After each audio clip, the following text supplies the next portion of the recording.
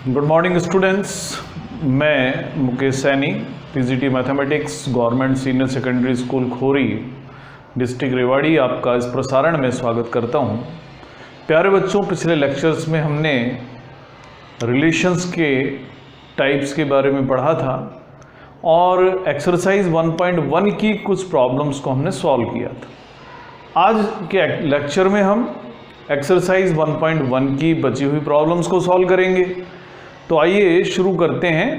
आज की जो पहली प्रॉब्लम हम ले रहे हैं, ये क्वेश्चन नंबर 9 है और यहाँ पर हमें एक सेट दिया हुआ है A। इस सेट A में X जैसे एलिमेंट्स हैं और X जो है वो इंटीजर्स हैं। और इंटीजर्स किस प्रकार के हैं कि X की वैल्यू लेस ग्रेटर और इक्वल टू 0 है और लेस और इक्वल टू 12। यानी आप ये कह सकते हैं कि जो सेट A है उसमें 0 से लेकर 12 तक के इंटीजर्स हैं। अब इस सेट पर हमें दो रिलेशंस डिफाइन किए हैं। पहला पार्ट है, हम पहला पार्ट दे रहे हैं। तो पहले पार्ट में एक रिलेशन है जिसमें AB जैसे ऑर्डर्ड पेयर्स हैं और AB में क्या रिलेशन है वो है कि A और B का जो डिफरेंस है A माइनस B, उसका modulus is a multiple of 4। तो हमें ये प्रूव करना है कि ये जो रिलेशन है इस सेट A पर, ये एक इक्विवेलेंस रिलेशन है। और उसके बाद में एक और काम करना है कि जो इस रिलेशन में 1 से जुड़े हुए एलिमेंट्स हैं वो सेट भी हमें बताना है कि 1 से कौन कौन से एलिमेंट्स रिलेटेड हैं, तो वो सेट हमें बताना है। तो आइए शुरू करते हैं कि जब ये इक्विवेलेंस रिलेशन है तो ये रिफ्लेक्सिव भी हमें प्रूव करना होगा, सिमेट्रिक भी प्रूव करना होगा और ट्रांजिटिव भी प्रूव करना होगा। तो पहले हम इसे रिफ्लेक्सिव प्रूव करते हैं। यहां पर पहले हम पूरा सेट भी लिख लेते हैं। तो सेट A में जो एलिमेंट्स होंगे 0, 1, 2, 3, 4, 5, 6, 7, 8, 9, 10, 11 और 12। पहले हम देखते हैं कि क्या ये रिफ्लेक्सिव रिलेशन है या नहीं है। मान लेते हैं कि A सेट A में से कोई भी एक एलिमेंट लिया है। ये रिलेशन रिफ्लेक्सिव होगा अगर मैं A का A से डिफरेंस लेता हूं और जो रिजल्ट आता है वो 4 का मल्टीपल आता है। तो यहां पर A माइनस A का मॉडुलस लेता हूं। A माइनस A का मॉडुलस है 0 का मॉडुलस, यानी कि 0। और 0 जो है वो तो हर इंटीजर का मल्टीपल है ही, it is multiple of 4 also.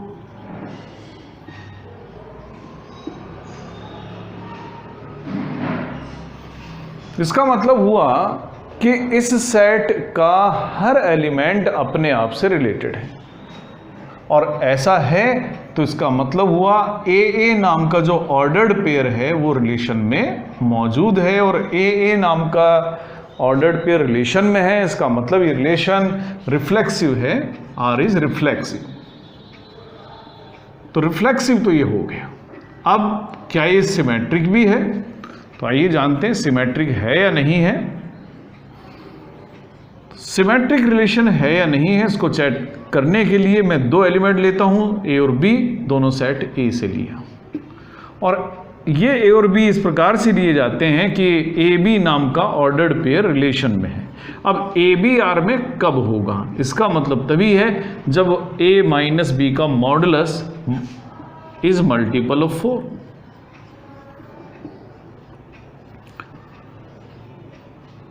अगर A माइनस B का मॉडुलस मल्टीपल ऑफ 4 है, मैं इसमें से माइनस कॉमन ले लेता हूं, तो minus of A minus B is also multiple of 4। तो ये भी मल्टीपल ऑफ 4 होगा। Minus of A minus B 4 का मल्टीपल है, इसका मतलब B minus A is multiple of 4।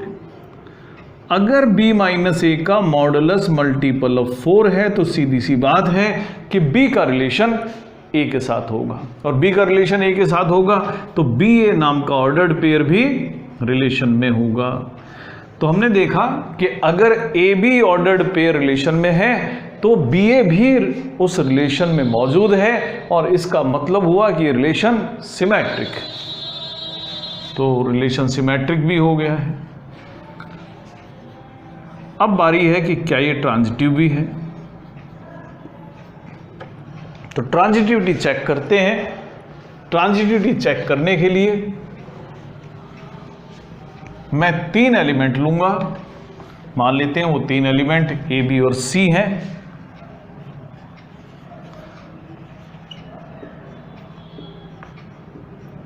तो let A B and C are 3 elements which are taken from set A, और ये 3 एलिमेंट ऐसे हैं कि ए का रिलेशन बी से है, यानी ए बी आर में है।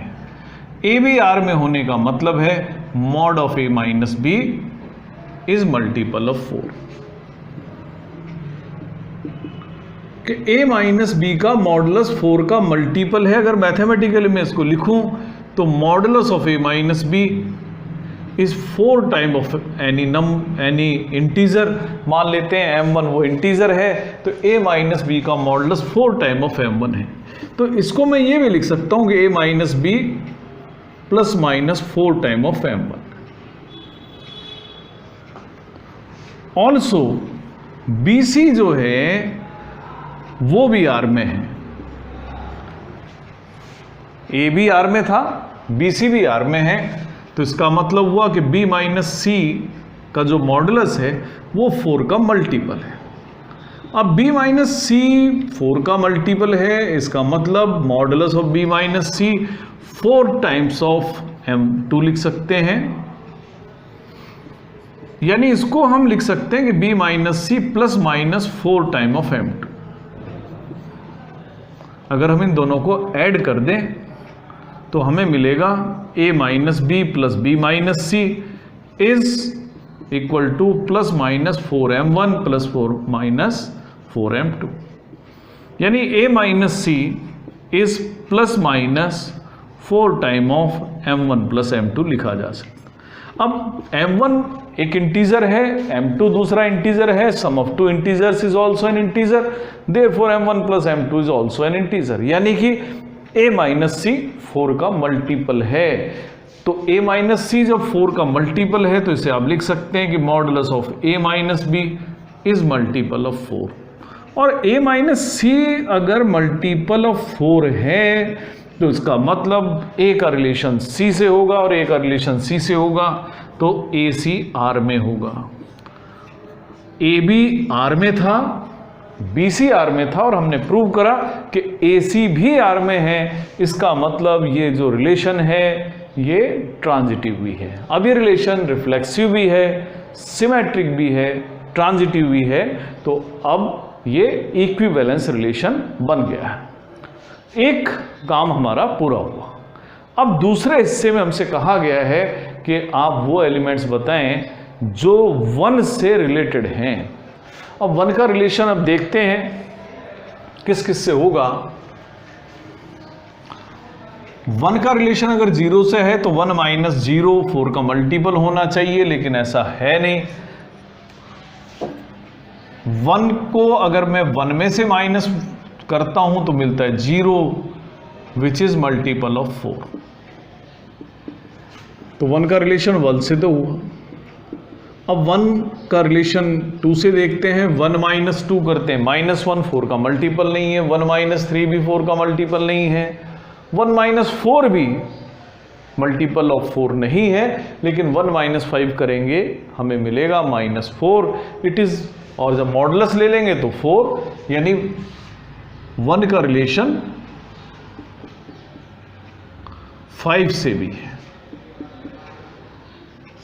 ऐसे ही 1 का रिलेशन 6 से नहीं होगा, 7 से नहीं होगा, 8 से भी नहीं होगा, लेकिन 9 से होगा। 1 माइनस 9 करेंगे माइनस 8 आएगा विच इज मल्टीपल ऑफ 4। 1 का रिलेशन 10 से भी नहीं होगा, 11 से भी नहीं होगा और 12 से भी नहीं होगा। यानी 1 का रिलेशन सिर्फ 3 एलिमेंट्स के साथ है, 1, 5 और 9। तो एलिमेंट्स रिलेटेड विद 1 आर, ये सेट की हम बात कर रहे हैं, set of elements related with 1 is 1, 5 and 9। तो ये 3 एलिमेंट्स हैं जो 1 से रिलेटेड है। तो आइए अब हम अगली प्रॉब्लम ले लें, इसी का सेकंड पार्ट। सेट अभी भी वही है, यानी 0 से लेकर 12 तक का, और उसमें हमें जो नेक्स्ट रिलेशन दिया गया है कि A इक्वल टू बी, हमें ये प्रूव करना है A इक्वल टू बी एक इक्विवेलेंस रिलेशन है on the set A which contains the integers from 0 to 12। तो रिलेशन है A इक्वल टू बी, इसमें ए बी जैसे ऑर्डर्ड पेयर हैं और A का B से रिलेशन है कि A और B दोनों बराबर है। पहले हम देखते हैं कि क्या ये रिलेशन रिफ्लेक्सिव है, क्योंकि हर एलिमेंट आप कहीं से भी लें, किसी भी सेट से लें, हर एलिमेंट अपने आपके तो बराबर होता ही है, तो इसलिए ये रिलेशन रिफ्लेक्सिव तो है, यानी हर एलिमेंट का रिलेशन अपने साथ होगा। Since A is always equal to A, therefore AA belongs to R, और जब AA R में है तो ये रिलेशन रिफ्लेक्सिव होगा। मैंने इस बार लिखा नहीं है, ये आप उसी तरह से लिख लेंगे जैसे अभी तक क्वेश्चंस में हम लिखते आ रहे हैं। अब बात करें सिमेट्रिक की।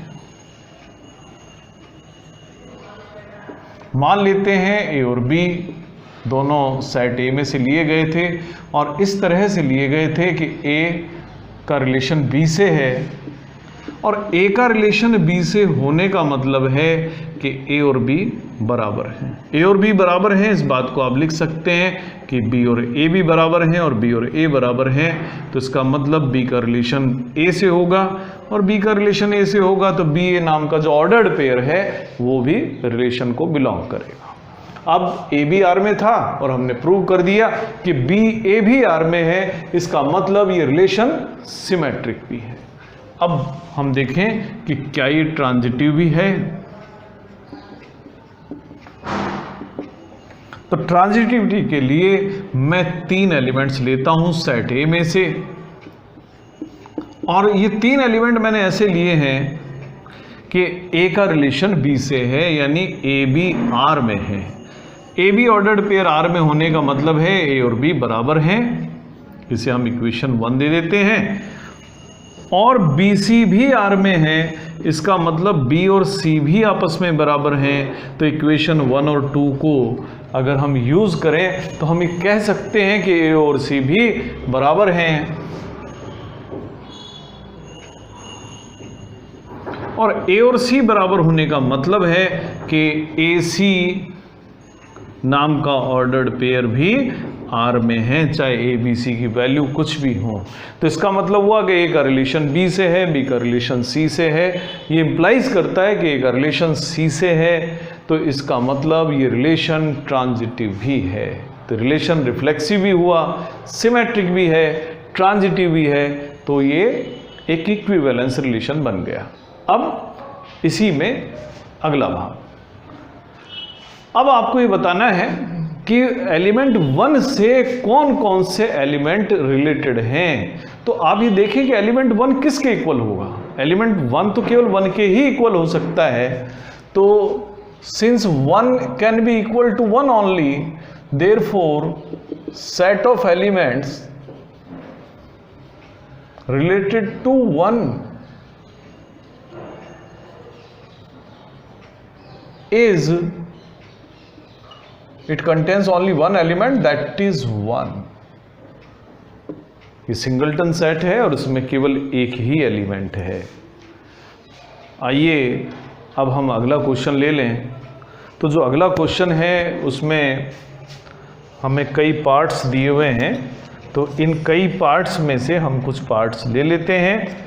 तो आइए इसमें से जो 10th क्वेश्चन है, यहां पर आपको एग्जाम्पल्स देने हैं। एग्जाम्पल कैसे देने हैं? पहला जो पार्ट है उसमें आपको एक ऐसे रिलेशन का एग्जाम्पल देना है जो सिमेट्रिक हो लेकिन ना रिफ्लेक्सिव हो ना ट्रांजिटिव हो।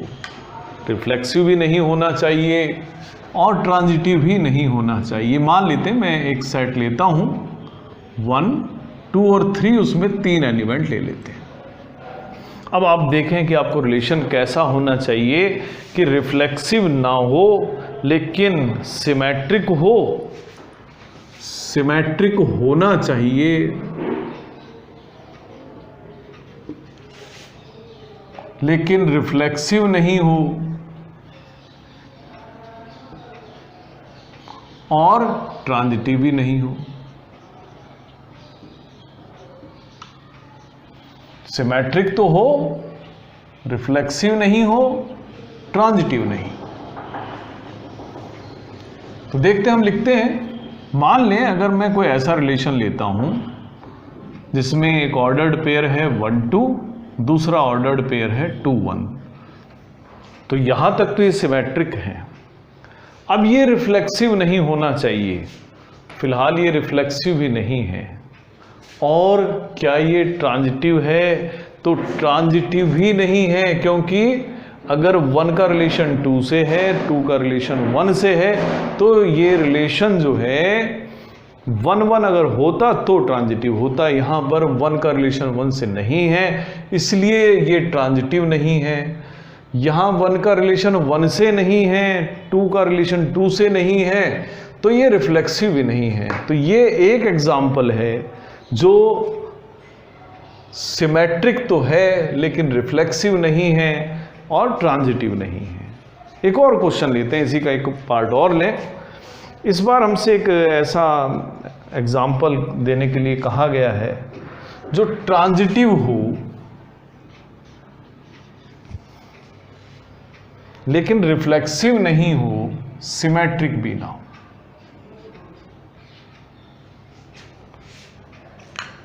तो आइए देखते हैं कि क्या वो एग्जाम्पल हो सकते हैं। सेट हम यही रख लेते हैं। तो एक रिलेशन डिफाइन करें, तो रिफ्लेक्सिव तो नहीं होना चाहिए लेकिन ट्रांजिटिव हो। 1 का रिलेशन 2 से ले लेते हैं, 2 का रिलेशन 3 से ले लेते हैं और 1 का रिलेशन 3 से ले लें। अब आप देखें 1 का रिलेशन 2 से है, 2 का रिलेशन 3 से है और 1 का रिलेशन भी 3 से है, तो ये ट्रांजिटिव तो हो गया। अब रिफ्लेक्सिव ये नहीं है क्योंकि 1 का रिलेशन यहाँ 1 से नहीं है, तो ये रिफ्लेक्सिव नहीं है। सिमेट्रिक भी नहीं। सिमेट्रिक क्यों नहीं है कि 1 का रिलेशन 2 से है लेकिन 2 का रिलेशन 1 से नहीं।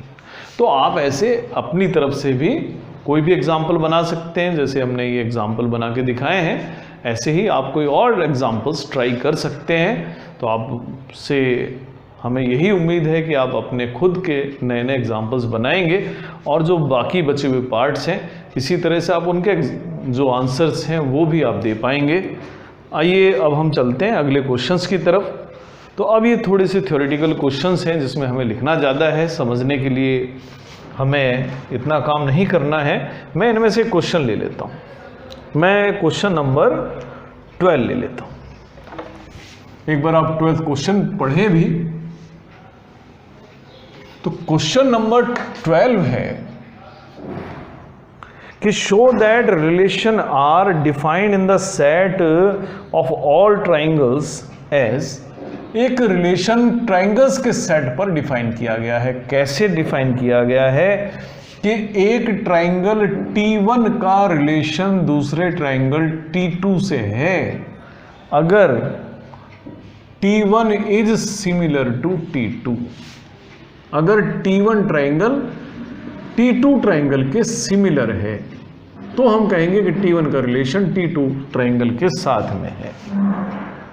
अब हमें ये प्रूव करना है कि ये जो रिलेशन है ये एक इक्विवेलेंस रिलेशन।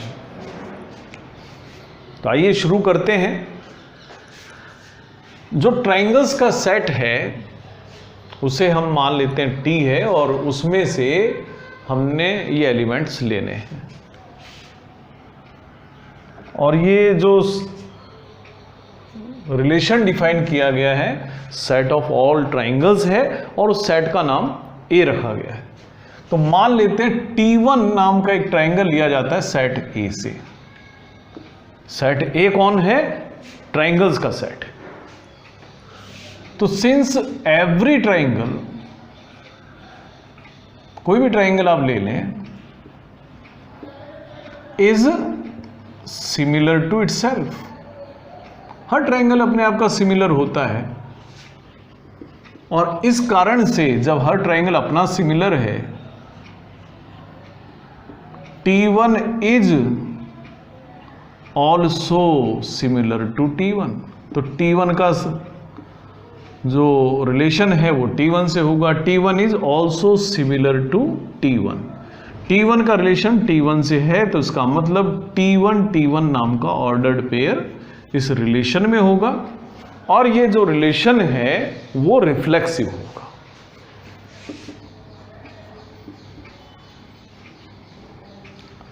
अब हम देखें कि क्या ये रिलेशन सिमेट्रिक भी है।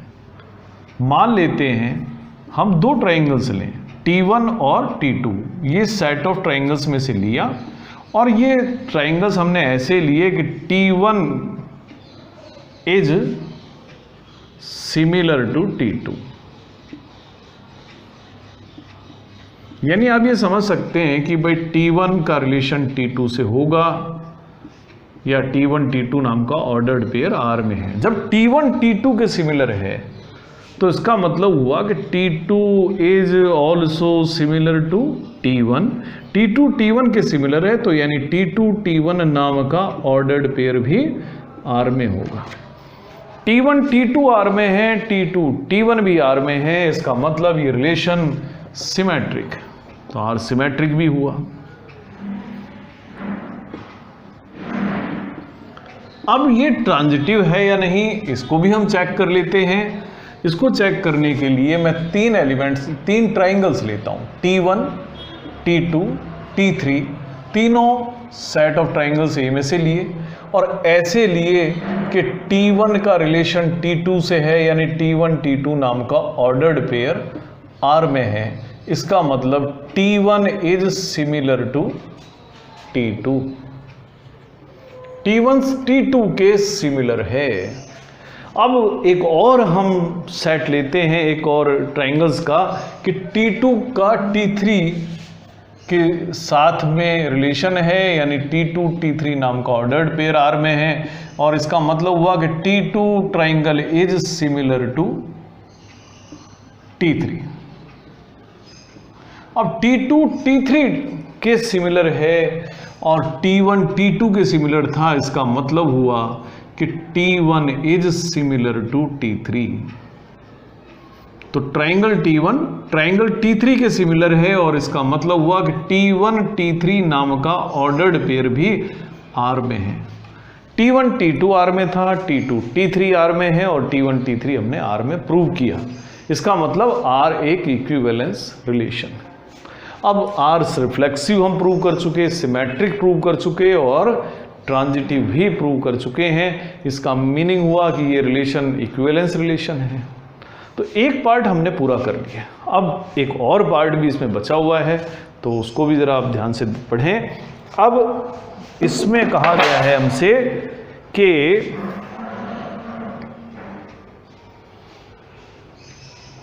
Consider 3 triangles T1। अब आप 3 ट्राइंगल कंसीडर करें। तो जो पहला ट्राइंगल है वो कैसा है, और ये तीनों ट्राइंगल्स जो हैं similar triangles, sorry right angle triangles हैं। तो T1 जो ट्राइंगल है वो ऐसा ट्राइंगल है जिसकी साइड से 3, 4 और 5 जिसकी यूनिट्स हैं लेंथ वाइज। एक और ट्राइंगल है, तीनों ही राइट एंगल ट्राइंगल। अगला जो ट्राइंगल है T2, उसकी साइड्स हैं 5, 12 और 13 यूनिट्स, और T3 ट्राइंगल है वो है 6, 8 और 10 यूनिट लेंथ वाला। हमें बताना है कि T1, T2 और T3 में से कौन कौन से ट्राइंगल्स सिमिलर होंगे। आपने सिमिलरिटी के बारे में पढ़ा हुआ है, 10th क्लास में आपने काफ़ी कुछ पढ़ा था। दो ट्राइंगल को हम सिमिलर कब कहते हैं? दो ट्राइंगल्स को हम सिमिलर तब कहते हैं जब उनकी कॉरस्पॉन्डिंग साइड्स का जो रेशियो है वो सेम हो जाए। हालांकि ये दोनों ट्राइंगल्स, ये तीनों ही ट्राइंगल्स राइट एंगल ट्राइंगल्स हैं। मान लीजिए ये ट्राइंगल T1 है जिसकी साइडें 3,